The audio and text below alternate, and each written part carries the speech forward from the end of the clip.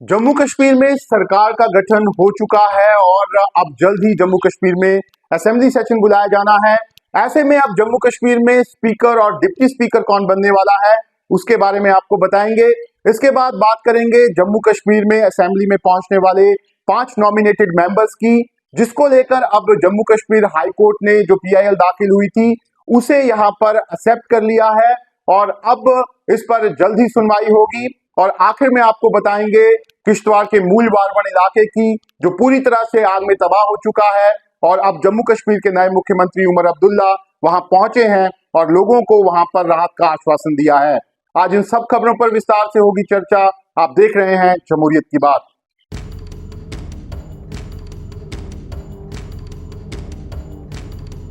जम्मू कश्मीर में सरकार का गठन हो चुका है और उमर अब्दुल्ला जम्मू कश्मीर के मुख्यमंत्री हैं। उनके साथ सुरेंद्र चौधरी जम्मू कश्मीर के उप मुख्यमंत्री हैं और साथ ही 4 दूसरे मंत्री जो हैं उन्होंने भी यहाँ पर शपथ ली है। इसके साथ ही साथ अब उमर अब्दुल्ला ने अपने सभी मंत्रियों को यहाँ पर पोर्टफोलियो जो है वो भी बांट दिए हैं और अब सब लोगों की नजर जम्मू कश्मीर के असेंबली सेशन पर है और खास तौर पर इस बार जो जम्मू कश्मीर की असेंबली बनने वाली है उसमें स्पीकर और डिप्टी स्पीकर कौन होगा उसको लेकर लगातार चर्चाएं हो रही है। लेकिन उससे पहले जम्मू कश्मीर में प्रोटेम स्पीकर जो है वो बनाए जाएंगे। जो यहाँ पर विधायक जीत कर आए हैं उनको यहाँ पर शपथ जो है वो प्रोटेम स्पीकर ही दिलवाने वाले हैं। ऐसे में नेशनल कॉन्फ्रेंस के जो मुबारक गुल हैं जो इस बार चुनाव जीते हैं, पहले भी वो 7 बार जम्मू कश्मीर में चुनाव जीत चुके हैं, उनको एक बार फिर यहाँ पर प्रोटेम स्पीकर बनाने की बात हो रही है। मुबारक गुल जम्मू कश्मीर में जब कांग्रेस और साथ ही नेशनल कॉन्फ्रेंस की सरकार थी उस समय वो जम्मू कश्मीर के स्पीकर थे। ऐसे में उन्हें यहाँ पर स्पीकर का एक्सपीरियंस भी है। यही कारण है कि उनको प्रोटेम स्पीकर बनाने की बात हो रही है और लेफ्टिनेंट गवर्नर यहाँ पर उनको शपथ दिलवाएंगे, जिसके बाद मुबारक गुल प्रोटेम स्पीकर बनकर यहाँ पर जितने विधायक जीत कर आए हैं उनको यहाँ पर शपथ दिलाएंगे। इसके बाद लगातार चर्चाएं स्पीकर और डिप्टी स्पीकर के पद को लेकर हो रही है। जो डिप्टी स्पीकर का पद है ऐसा बताया जा रहा है कि नेशनल कॉन्फ्रेंस उसे यहाँ पर भारतीय जनता पार्टी को दे सकती है और स्पीकर पद यहाँ पर नेशनल कॉन्फ्रेंस के पास जाना तय है। लेकिन जरूर ये एक बड़ी डेवलपमेंट यहाँ पर बताई जा रही है। इससे पहले इस तरह की चर्चाएं थी कि भारतीय जनता पार्टी को डिप्टी स्पीकर का पद जो है वो नहीं दिया जाएगा, लेकिन उमर अब्दुल्ला ने जिस तरीके के यहाँ पे हालात हैं उसको देखते हुए अब भारतीय जनता पार्टी को डिप्टी स्पीकर पद देने का फैसला एक तरह से कर लिया है और बताया जा रहा है कि ये जो है वो भारतीय जनता पार्टी को कन्वे भी कर दिया गया है। अगर बात करें भारतीय जनता पार्टी की तो जम्मू कश्मीर में यहाँ पर 29 सीटें जीतने में कामयाब रही थी और सबसे बड़े विपक्षी दल के रूप में यहाँ पर उभरी थी। ऐसे में उमर अब्दुल्ला लगातार ये कोशिश कर रहे हैं कि जो सरकार है उसका बैलेंस जम्मू और कश्मीर में बना रहे।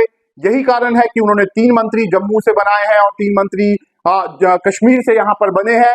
ऐसे में अब उमर अब्दुल्ला ने एक बार फिर ये नया दांव खेला है और जो डिप्टी स्पीकर का पद है वो अब यहाँ पर बीजेपी को मिलने जा रहा है। लेकिन अगर हम स्पीकर की बात करें तो कई बड़े नाम यहाँ पर सामने आ रहे हैं, खासतौर पर अब्दुल रहीम राठौर जो यहाँ पर सबसे सीनियर नेताओं में से एक है नेशनल कॉन्फ्रेंस के, 7 बार यहाँ से चुनाव जीते हुए हैं। उनका नाम यहाँ पर सबसे आगे स्पीकर की दौड़ में बताया जा रहा है। लेकिन उनके साथ साथ अली मोहम्मद सागर जो है वो भी यहाँ पर स्पीकर की दौड़ में है, क्योंकि वो भी नेशनल कॉन्फ्रेंस के सबसे सीनियर नेता में से एक है और उन्होंने भी अपनी जो सीट है वो 7 बार यहाँ पर जीती है।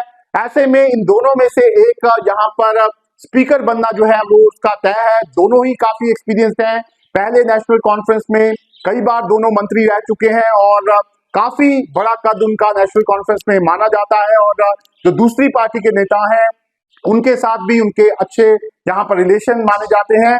ऐसे में इन दोनों में से एक जम्मू कश्मीर का स्पीकर यहाँ पर जल्दी बनाया जा सकता है। और इसके साथ ही अगर हम डिप्टी स्पीकर की बात करें तो बीजेपी को अभी इसके बारे में यहाँ पर फैसला लेना होगा। अभी तक इस तरह की चर्चाएं थी कि बीजेपी को नेशनल कॉन्फ्रेंस जो है वो यहाँ पर डिप्टी स्पीकर का पद नहीं देगी, क्योंकि पहले ही यहाँ पर जो नेशनल कॉन्फ्रेंस है उसके पास यहाँ पर 42 सीटें हैं। उसके अलावा भी इंडिपेंडेंट्स, कांग्रेस और CPIM मिला के नेशनल कॉन्फ्रेंस सबसे बड़ी पार्टी है और वो चाहे तो डिप्टी स्पीकर का पद जो है वो भी रख सकती है। लेकिन उमर अब्दुल्ला ने एक तरह से जम्मू कश्मीर में कई तरह की चीजें जो है वो कर रहे हैं ताकि सरकार में यहाँ पर बैलेंस बना रहे, क्योंकि इस समय केंद्र में बीजेपी की सरकार है। लेफ्टिनेंट गवर्नर जो है वो भी अभी जम्मू कश्मीर में है।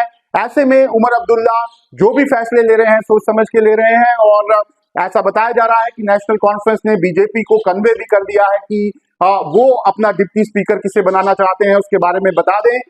लेकिन अभी बीजेपी ने इसके बारे में कोई भी चर्चा नहीं की है, क्योंकि फिलहाल अभी तक माना जा रहा था कि बीजेपी को डिप्टी स्पीकर नहीं मिलेगा। लेकिन अब क्योंकि 29 विधायक बीजेपी के यहाँ पर जीत कर आए हैं और कई बड़े नाम हैं जो यहाँ पर डिप्टी स्पीकर बन सकते हैं, जिसमें सरदार नरेंद्र सिंह का नाम है जो आरएसपुरा से जीते हैं, कांग्रेस के दिग्गज नेता को उन्होंने यहाँ पर पटकनी दी है, वो यहाँ पर डिप्टी स्पीकर बन सकते हैं। उनके साथ ही साथ श्यामलाल शर्मा जो जम्मू से जीते हैं, वो भी काफी एक्सपीरियंस है, उनको यहाँ पर डिप्टी स्पीकर बनाया जा सकता है।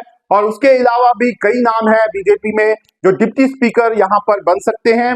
ऐसे में सीधे तौर पर अब जल्द ही असेंबली सेशन जम्मू कश्मीर में होना है। असेंबली में स्पीकर और डिप्टी स्पीकर की पोस्ट सबसे इंपॉर्टेंट होती है, और अब एक तरह से बैलेंस यहाँ पर बनाने के लिए उमर अब्दुल्ला स्पीकर की पोस्ट अपने पास रखने वाले हैं, और डिप्टी स्पीकर की पोस्ट भारतीय जनता पार्टी को अब मिलने जा रही है।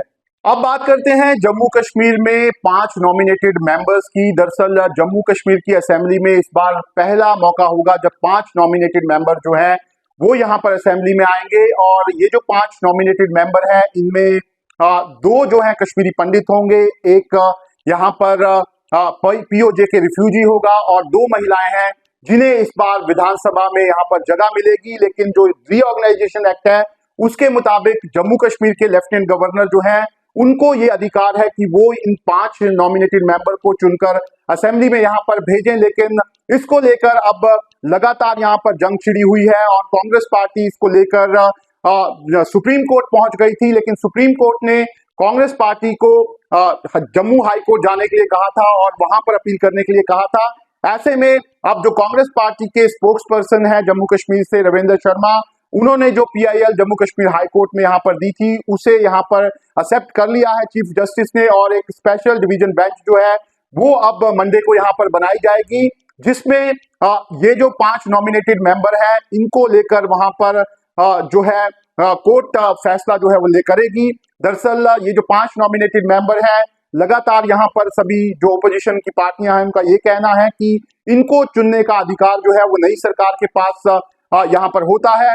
ऐसे में लेफ्टिनेंट गवर्नर जो है वो यहाँ पर सीधे तौर पर इन जो नॉमिनेटेड विधायक हैं इनको चुन नहीं सकते हैं, और इसी को लेकर लगातार यहाँ पर सियासी जंग छिड़ी हुई है। और अब जो कांग्रेस पार्टी है वो यहाँ पर जम्मू कश्मीर हाई कोर्ट पहुंच गई है, और अब जल्द ही इस मामले में यहाँ पर सुनवाई जो है वो यहाँ पर होने वाली है।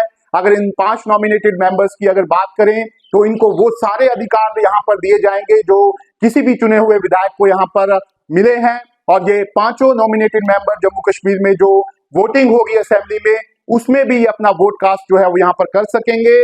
ऐसे में ये जो 5 नॉमिनेटेड मेंबर है इनको मिलाकर जम्मू कश्मीर असेंबली की स्ट्रेंथ 95 यहाँ पर हो जाएगी।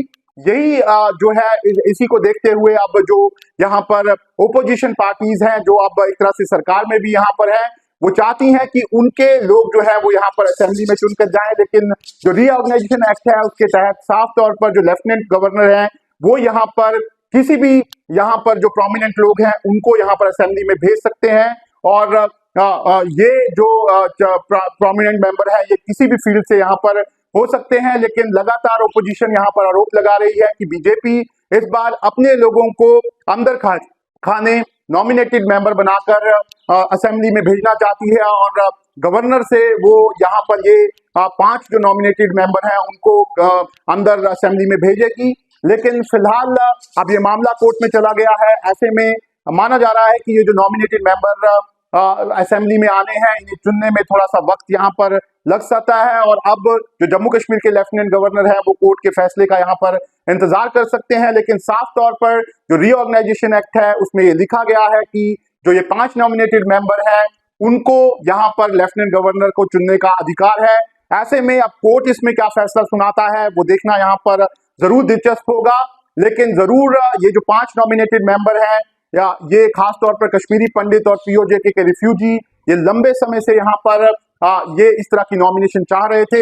जब जम्मू कश्मीर में डिलिमिटेशन हुई है उसके बाद ये सीटें यहाँ पर क्रिएट की गई हैं, नॉमिनेटेड सीटें, और अब इनको खासतौर पर कश्मीरी पंडित और पीओजे के रिफ्यूजियों को एक तरह से इस सीट के रूप में यहाँ पर जो उनकी डिमांड थी वो यहाँ पर पूरी होने वाली है। लेकिन फिलहाल इसमें एक तरह से विवाद हो गया है और अब मामला जो है वो कोर्ट के सामने है और देखना है कि कोर्ट इसमें क्या फैसला लेता है। अब बात करते हैं किश्तवाड़ के मूलवारबन इलाके की, जो पूरी तरह से यहाँ पर आग से तबाह हो चुका है और 80 से ज्यादा घर जो है वो वहां पर जले हैं। साथ ही साथ एक मस्जिद और साथ ही 5 दुकानें जो है वो भी आग का शिकार हुई है और हर तरफ तबाही का मंजर जो है वो वहां पर देखने को मिल रहा है। ऐसे में अब जम्मू कश्मीर के नए मुख्यमंत्री उमर अब्दुल्ला जो है उन्होंने अपना पहला दौरा मूलवारबन का किया है और वहां पर पहुंचकर उन्होंने लोगों से मुलाकात की है और जितना भी नुकसान हुआ है उसका आंकलन जो है उन्होंने खुद चलकर वहां पर किया है और लोगों से भी उन्होंने बात की है और लोगों से साफ तौर पर कहा है कि वो उनके दुख में यहाँ पर शरीक हैं। लेकिन जिस तरीके से उनको नुकसान हुआ है उनकी पहली कोशिश यहाँ पर यही रहेगी कि जो लोग हैं उनको यहाँ पर जल्द से जल्द घर जो है वो बनवा कर दिए जाएं ताकि लोग जो हैं वो खुले आसमान के नीचे यहाँ पर ना जिएं। इसके साथ ही साथ उमर अब्दुल्ला ने कहा है कि जो खाना है उसकी कमी वो यहाँ पर किसी तरीके से होने नहीं देंगे। इसके पहले जो प्रशासन है उसने भी यहाँ पर मूलवारबन में जो आग लगी थी उसका आंकलन किया था, जिसके बाद 1.5 लाख रुपए देने की बात जो है वो यहाँ पर की थी। लेकिन अब उमर अब्दुल्ला ने 2 लाख रुपया जो है वो पर फैमिली देने का ऐलान जो है वो यहाँ पर किया है। इसके साथ ही साथ उमर अब्दुल्ला ने कहा है कि उन्होंने प्रधानमंत्री नरेंद्र मोदी को भी चिट्ठी लिखकर जो प्रधानमंत्री आवास योजना है वो इन लोगों को देने के लिए यहाँ पर कहा है। इसके साथ ही साथ उमर अब्दुल्ला का ये भी कहना है कि उनकी कोशिश ये है कि जो ये लोग हैं जिनके पास यहाँ पर घर नहीं है उनके लिए फिलहाल यहाँ पर टेम्परेरी सुविधा जो है वो यहाँ पर बनाई जाए ताकि वो यहाँ पर सर्दी के मौसम से बच सकें। दरअसल ये जो वारबन और मूल वारबन का इलाका है यहाँ पर साल के 7 महीने सर्दी रहती है और अब वहां पर जल्दी बर्फबारी जो है वो होने वाली है। ऐसे में अब प्रशासन की कोशिश यही है कि वहां पर जो लोग हैं उनको थोड़ा रिलीफ जो है वो यहाँ पर दिया जा सके। लेकिन एक बड़ा नुकसान मूलवारबन के लोगों को हुआ है। लगातार वहां पर लोग जो है वो भी इन लोगों की मदद के लिए सामने आए हैं। 50 लाख से ज्यादा जो रुपए हैं वो लोगों ने इकट्ठे किए हैं और इन लोगों तक यहाँ पर मदद जो है वो यहाँ पर पहुंचाई है। लेकिन इसे ये मदद जो है एक तरह से नाकाफी है और अब सरकार को बड़ी पहल जो है वो यहाँ पर करनी होगी। और उमर अब्दुल्ला ने मुख्यमंत्री बनते ही यहाँ पर दौरा किया है। उनके साथ जम्मू कश्मीर के डिप्टी सीएम सुरेंद्र चौधरी जो हैं वो भी वहां पर पहुंचे हैं और जो वहां से अभी नए एमएलए जीत कर आए हैं प्यारेलाल, वो भी लोगों के बीच गए हैं और लोगों को उन्होंने आश्वासन जो है वो दिया है कि वो हर संभव मदद जो है वो यहाँ पर करेंगे। लेकिन मूलवारबन का जो इलाका है और ऐसे कई वहां पर इलाके हैं जो पहले भी आग का शिकार हुए हैं लेकिन वहां पर किसी भी तरह की फैसिलिटी जो है वो वहां पर अभी तक नहीं है। खास तौर पर बात करें तो किसी भी तरह की फायर टेंडर सर्विस वहां पर नहीं है। इस बार भी जो आग लगी है उसमें प्रशासन ने कश्मीर के कोकरनाग से यहाँ पर फायर टेंडर की गाड़ियां जो है वो यहाँ पर बुलाई थी। ऐसे में एक बड़ा सवाल जो है वो यहाँ पर जो दूर दराज के इलाके हैं वहां को लेकर है और लोगों का साफ तौर पर कहना है कि सरकार को यहाँ पर आगे आना चाहिए। ये जो इलाके हैं इन्हें यहाँ पर कनेक्टिविटी देनी चाहिए और साथ ही साथ ज्यादातर इलाके जो हैं वहां पर लकड़ी के मकान बने हुए हैं। ऐसे में वहां पर हर जगह पर फायर टेंडर होना जो है वो वहां पर काफी जरूरी है। ऐसे में जरूर अब उमर अब्दुल्ला वहां पर आए हैं और इन सब बातों पर वो जरूर सोचेंगे और फायर टेंडर जो है वो भी वहां पर भेजेंगे। साथ ही साथ जो लोगों को मदद देनी है वो भी वहां पर मुहैया कराएंगे। लेकिन फिलहाल ये जो लोग हैं इनको काफी बड़ा नुकसान वहां पर हुआ है और ये लोग सभी लोगों से मदद की गुहार जो है वो लगा रहे हैं। जमहूरियत की बात कार्यक्रम हम आप लोगों के लिए बना रहे हैं और कोशिश कर रहे हैं कि जम्मू कश्मीर की सभी बड़ी खबरें जो हैं वो हम आपको जमहूरियत की बात में दिखाएं। आपको हमारा कार्यक्रम कैसा लग रहा है इस पे अपनी राय कमेंट बॉक्स पे जरूर दें।